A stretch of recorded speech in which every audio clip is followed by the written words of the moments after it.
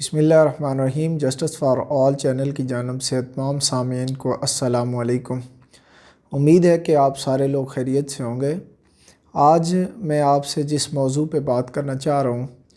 وہ ہے F I R کے بعد جب پولیس انویسٹیگیشن سٹارٹ کرتی ہے تو ڈیورنگ انویسٹیگیشن کون سے مراحل میں سے گزرنا پڑتا ہے اور کس طرح پولیس جو ہے وہ شہادت اکٹھی کرتی ہے اور پھر کس طرح وہ ایک مجسٹریٹ کے سامنے یا کمپیٹنٹ کورٹ میں وہ کیسے چلان پیش کرتی ہے، ایک تفصیلی رپورٹ بیان کرتی ہے، اور اس کے درمیان کے جو مراحل ہیں ہم ان کے اوپر بات کریں گے۔ سب سے پہلے جو ضابطہ فوجداری ہے اس کی جو سیکشن ہے سیکشن 61، وہ یہ ہے کہ 24 گھنٹے میں ضروری ہے کہ کوئی بھی اکیوز جب پولیس کسی کو گرفتار کرتی ہے تو اس کو 24 گھنٹے کے اندر اس کو مجسٹریٹ کے سامنے پیش کرنا ضروری ہے۔ اگر پولیس اس طرح مجسٹریٹ کے سامنے ملزم کو پیش کرنے میں ناکام رہتی ہے تو جو مجموعہ پولیس قواعد ہے اس کی جو باب 16 ہے اس کے مطابق پولیس کو سزا بھی ہو سکتی ہے اس غفلت کی بنیاد پر۔ اس طرح پولیس کے لیے ضروری ہے کہ جب بھی کسی ملزم کو اریسٹ کریں تو 24 گھنٹے کے اندر، 24 گھنٹے سے زائد جو اس کو بند کیا جائے گا یا نظر بند رکھا جائے گا، وہ اس کی جو نظر بندی ہوگی یا جو قید ہوگی وہ اللیگل ہوگی اور اس کے اوپر پولیس کو سزا ہو سکتی ہے۔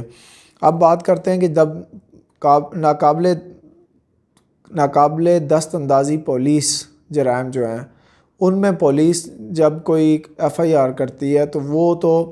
ہوتی ہے 155 کے تحت، لیکن جو جرائم قابل دست اندازی پولیس جرائم اور جو 155 کے تحت جو ہوتی ہے اس میں تو ایف آئی آر ہوتی ہے، اس میں انویسٹیگیشن جو ہوتی ہے وہ سٹارٹ مجسٹریٹ کے حکم سے ہی ہو سکتی ہے، لیکن جو 154 کے تحت ہوتی ہے اس میں ایس ایچ او کو خود اختیار ہے کہ وہ مجسٹریٹ کے حکم کے بغیر، سیکشن 156 ہے سی آر پی سی کی، وہ مجسٹریٹ کے حکم کے بغیر ہی قابل دست اندازی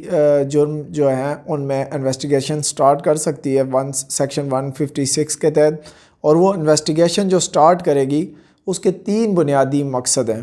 پہلی چیز کیا ہے کہ جائے واردات جو ہے اس پر جانا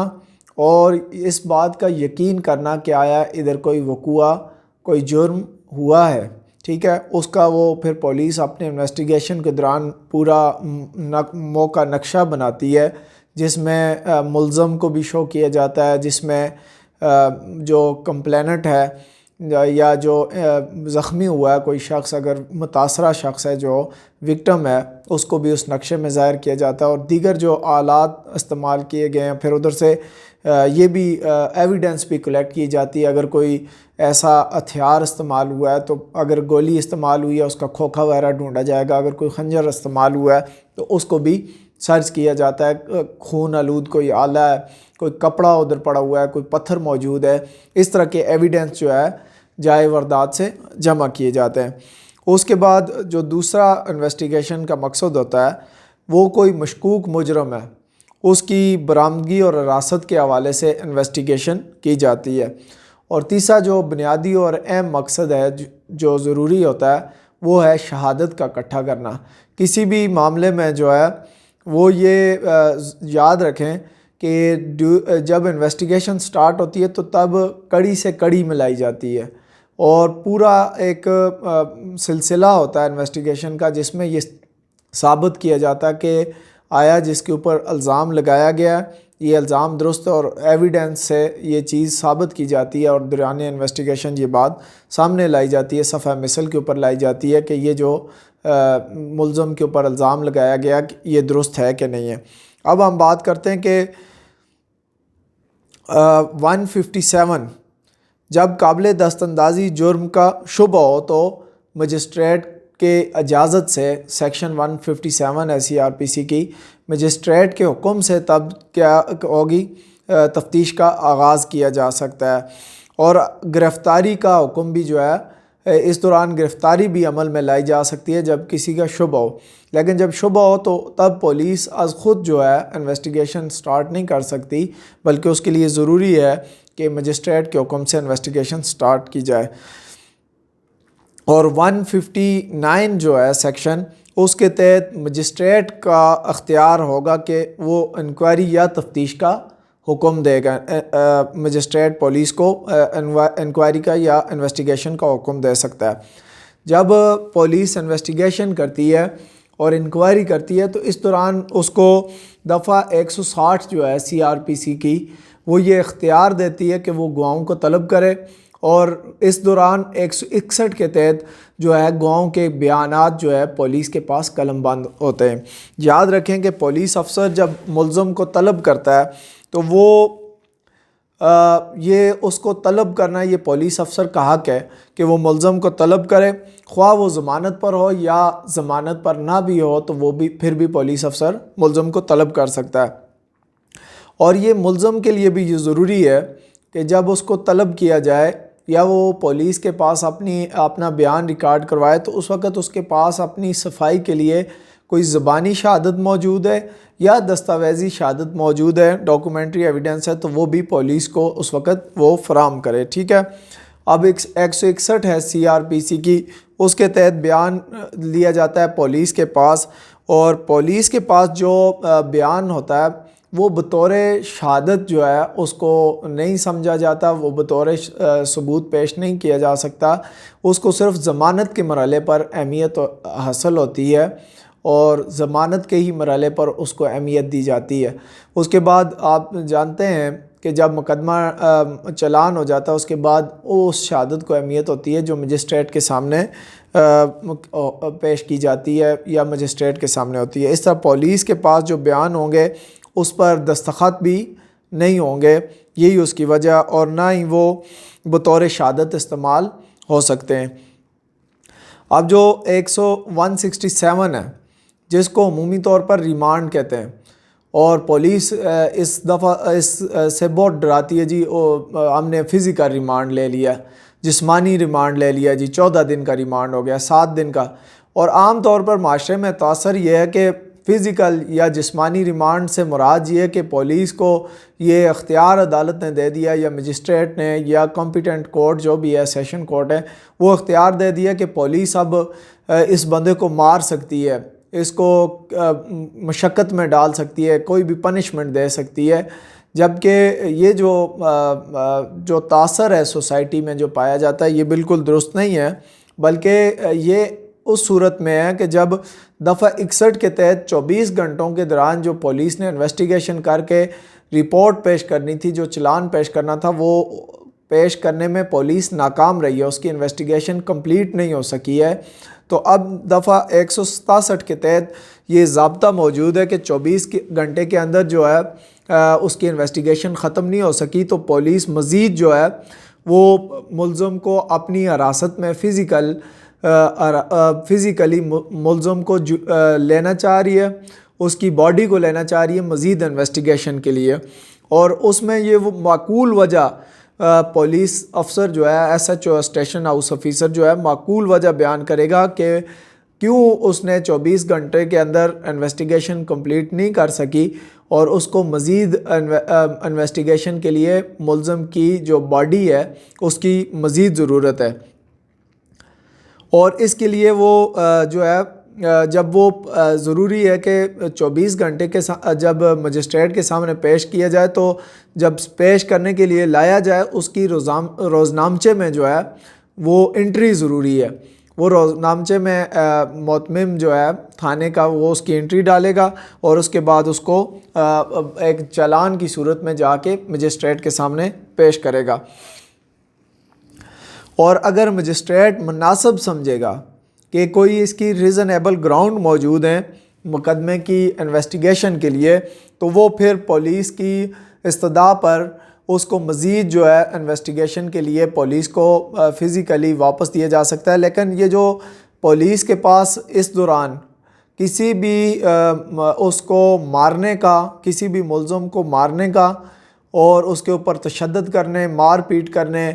کا کوئی یا اس کو کسی بھی طرح کی پنشمنٹ دینے کا اس ریمانڈ کے دوران کوئی اختیار نہیں ہے۔ یاد رکھیں کہ اگر کسی ملزم کے اوپر اس طرح کا کوئی تشدد ہوتا ہے، کوئی مار پیٹ کی جاتی ہے، تو آپ ڈائریکٹ مجسٹریٹ کو اپلیکیشن دے کے ملزم کا میڈیکل کروا سکتے ہیں، اور اگر میڈیکل میں یہ بات ثابت ہو جائے کہ پولیس کی حراست میں اس کے اوپر تشدد کیا گیا تو اس کے اوپر پولیس کو بھی سزا، پولیس کے ایسے افسران جن کی کسٹڈی میں وہ ملزم تھا ان کو بھی سزا بھی ہو سکتی ہے اور وہ معطل بھی ہو سکتے ہیں۔ اس طرح جو 167 ہے اس میں میکسیمم اگر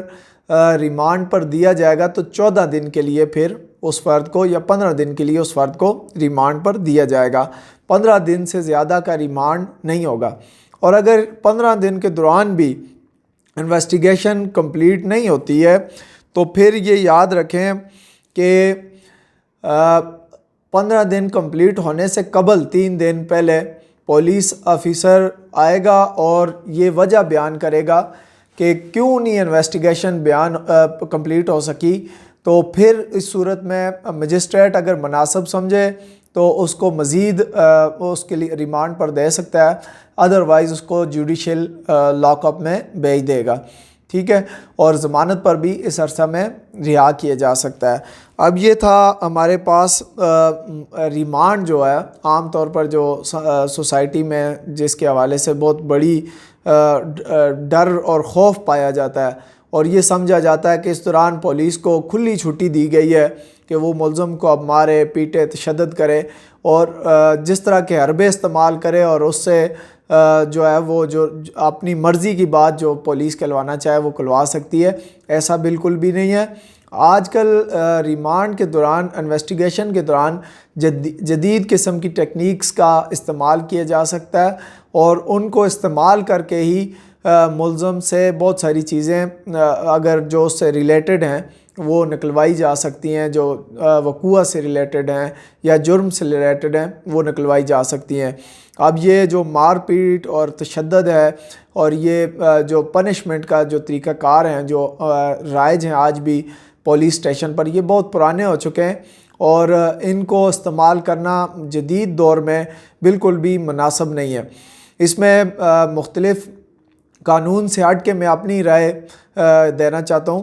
اور ویسے قانون میں بھی یہ چیز موجود ہے۔ یہ جو ہتھکڑی لگائی جاتی ہے، جب کوئی ملزم اپنے آپ کو پولیس کی کسٹڈی میں دے دے اور یہ کہہ دے کہ میں پولیس کی کسٹڈی میں ہوں، اور پولیس افیسر فزیکلی اس کو اگر ٹچ بھی کر لے تو وہ پولیس کی کسٹڈی میں آ جاتا ہے، تو اس کے بعد ایسا ملزم جس کے بھاگنے کے چانسز نہ ہو، وہ شریف شہری بھی ہو سکتا ہے، اس کے اوپر شاید جھوٹا الزام لگاؤ، اور میں بھی جھوٹا نہ بھی ہو لیکن اس کی ایک گڈ ول ہو، تو ضروری نہیں ہے کہ اس کو ہتھکڑی لگائی جائے، چونکہ اب اس طرح کے جو شہری ہیں ان کی عزت نفس بھی مجروح ہو سکتی ہے۔ تو اس لیے اگر کوئی بندہ رضاکارانہ طور پہ اپنے آپ کو پولیس کسٹڈی میں دیتا ہے تو اس دوران ہتھکڑی لگانا قانون کے تحت بھی ضروری نہیں ہے۔ اب ہم بات کرتے ہیں، اب یہ انویسٹیگیشن پولیس کے پاس ہو رہی ہے، اگر اس دوران یہ پولیس سمجھے کہ یہ ملزم کے اوپر جو الزام لگایا گیا اس کے اندر کوئی صداقت موجود نہیں ہے، یا کوئی جو شہادتیں پیش کی گئی ہیں اس سے یہ جرم کا ہونا یا اس وقوع کا ہونا ثابت نہیں آ رہا، تو اس دوران ضابطہ فوجداری کی سیکشن 169 ہے 169، اس کے تحت پولیس بھی ناکافی شہادت ہونے کی بنیاد پر ملزم کو رہا کر سکتی ہے، اس کو بری کر سکتی ہے۔ اب جو 170 ہے وہ ہمیں یہ کہتا ہے کہ شہادت کافی ہو مقدمہ مجسٹریٹ کے پاس بھیجا جائے گا۔ اگر دوران انویسٹیگیشن کوئی اس طرح کے ریزنیبل گراؤنڈ مل گئے تو 169 کے تحت ملزم کو پھر بری نہیں کیا جائے گا، بلکہ ملزم کی جو رپورٹ ہے وہ مجسٹریٹ کے پاس بھیجی جائے گی، اور مجسٹریٹ کے پاس جو انویسٹیگیشن کمپلیٹ ہونے کے بعد جو چلان پیش کیا جاتا ہے وہ 173 کے تحت ہے۔ پولیس افسر اپنے بذریعہ پیروکار سرکار جو ہوتا ہے یا پبلک پروسیکیوٹر جو بھی ہے اس کے تحت پیش کرے گی، اور اس دوران جو 100 سیکشن CRPC کے 172 ہے، اس دوران اگر پولیس کہیں بھی 172 کے تحت اپنا روزنامچہ مرتب کرے گی اور روزانہ کی بنیاد پر اس روزنامچہ یا ڈائری جو ہے اس میں جو پولیس افسر کسی بھی وقوع کی انویسٹیگیشن کر رہا ہوتا ہے، اس دوران وہ اگر کسی جگہ موقع کے اوپر جاتا ہے اور ادھر سے کوئی چیزیں برآمد کرتا ہے یا کوئی چیز ادھر سے ارسال کرتا ہے کیمیکل ایگزامینر کے پاس، یا اس دوران کوئی بھی چیز نئی وقوع کے حوالے سے سامنے آتی ہے تو وہ روزنامچے میں درج کی جائے گی اور اس ڈائری میں درج ہوگی۔ اور جب یہ مقدمہ ٹرائل ہو رہا ہوتا ہے، کورٹ میں موجود ہوتا ہے، تو کورٹ یہ جو روزنامچہ ہے یا جو ڈائری ہے جس میں روزانہ کی بنیاد پر تفتیشی افسر کی بھی موومنٹ لکھی جاتی ہے اور کوئی چیزیں اگر برآمد ہوئی ہوں اس عرصہ میں، وہ ساری چیزیں لکھی جاتی ہیں، تو وہ ڈیورنگ جو ٹرائل ہے، وہ جو جج ہے وہ اس کو اس عرصہ میں کیا کر سکتا ہے، وہ طلب بھی کر سکتا ہے اور جو اس کو دیکھ بھی سکتا ہے تحقیق اور تجویز کے حوالے سے۔ اور 173 کے تحت جو ہے وہ چلان پیش کیا جائے گا، اور جو چلان ہوتا ہے اس میں کیا کیا چیزیں ہوتی ہیں میں تھوڑا سا وضاحت کرنا ضروری سمجھوں گا اس چیز کی۔ اس میں جو ایک مقرر کردہ نمونہ ہوتا ہے چلان کا، اس میں فریقین کے نام ہوتے ہیں، نوعیت جرم ہوتی ہے، اطلاع دہندہ کا جو شخص ہے اس کا نام، اس کی سکونت وغیرہ ہوتی ہے، اور مقدمہ کے حالات اور واقعات جو ہوتے ہیں اس میں وہ سارے درج ہوتے ہیں، اور جو لوگ جن کی شہادتیں کلیکٹ کی جاتی ہیں، جو گواہان ہوتے ہیں، ان کے نام ہوتے ہیں۔ اگر کوئی ایکسپرٹ ہے اس کی رائے اگر اس حوالے سے موجود ہو تو وہ ضرور ہوتے ہیں۔ اگر ملزم ضمانت پر ہے تو ضامنان کے جو نام ہیں وہ سارے اس میں اور جرم کی کیفیت ہوتی ہے، اور اگر ملزم جو ہے حراست میں ہے تو اس کی کیفیت بھی لکھی جاتی ہے۔ تو اگر کوئی چیز اس دوران ضبط کی گئی ہے وہ بھی اس کا بھی تذکرہ ہوتا ہے، اور اس میں جتنے پرت تیار کیے جاتے ہیں وہ بھی ہوتے ہیں، اور پورے ڈیورنگ انویسٹیگیشن جو چیزیں سامنے آتی ہیں بما FIR وغیرہ وہ، اور اس کے ساتھ جتنے پرت ہیں اور یہ ساری چیزیں انویسٹیگیشن کے دوران جو سامنے آتی ہیں وہ چلان کے اوپر مختصر مرتب کی جاتی ہیں۔ اور چلان کی جو نقل ہے وہ ملزم کو باعوض اجرت فراہم کی جاتی ہے، اور اگر مجسٹریٹ مناسب سمجھے تو اس کو فری بھی فراہم کی جا سکتی ہے۔ اس کے حوالے سے ضروری نہیں ہے کہ اس کو باعوض اجرت ہی ہو، بلکہ بسا اوقات فری بھی فراہم کی جا سکتی ہے۔ اور 174 جو ہے، 173 کے تحت تو 173 کے تحت جو ہے عام جرائم جو ہیں ان میں ہوتی ہے، لیکن بعض مخصوص جرائم ہیں جیسے خودکشی وغیرہ کی انکوائری کرانا، اور کوئی اور چیز موت کے متعلق کسی بھی حوالے سے کوئی شبہ ہو کہ اس کا جو مرنے کی کوئی وجہ خاص پتہ نہ چل سکے، تو CRPC کی 174 کے تحت اس کی انویسٹیگیشن